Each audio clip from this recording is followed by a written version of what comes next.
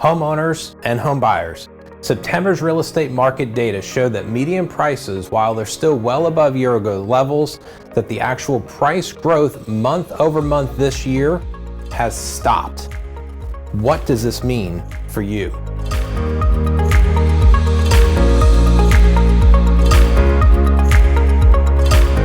So although the pace of home sales activity in the Central Florida region is still well above pre-pandemic levels, we have realized a leveling off of home prices, month supply of inventory, and for the first time in months, a slight increase in the number of days it takes for a home to go under contract. When mortgage rates start to rise in the coming months, which is exactly what is predicted to happen, the intense demand we've been experiencing in the market will continue to ease. So, you have to ask yourself why.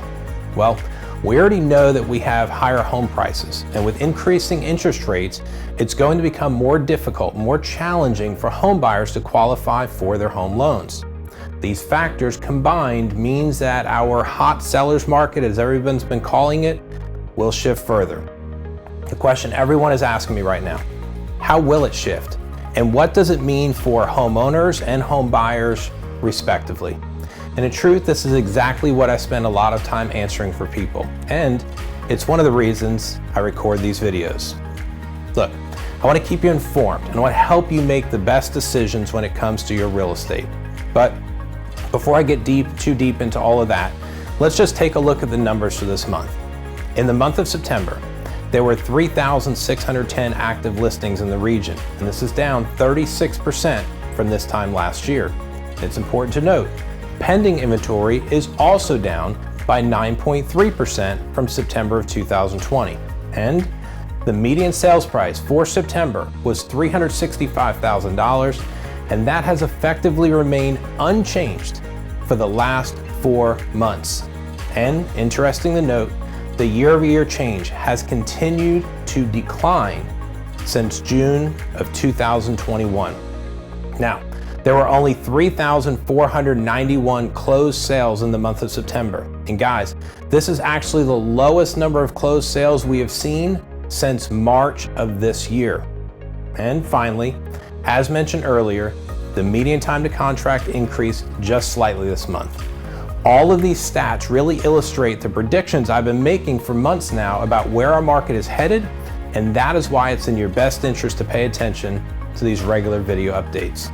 So, this is an early indication for sellers that as all of these factors come together, from an increase in the number of days to close, a leveling off of the median home prices, and the number of closed sales continue to decline, the market will continue to become more balanced and continue to level off, something in truth all sellers should be paying attention to. And one more stat I want to share with you this month is the number or percentage of cash sales that make up the total number of closed sales in our market. Now, I've touched on this before, but I want to highlight it in a slightly different way this month.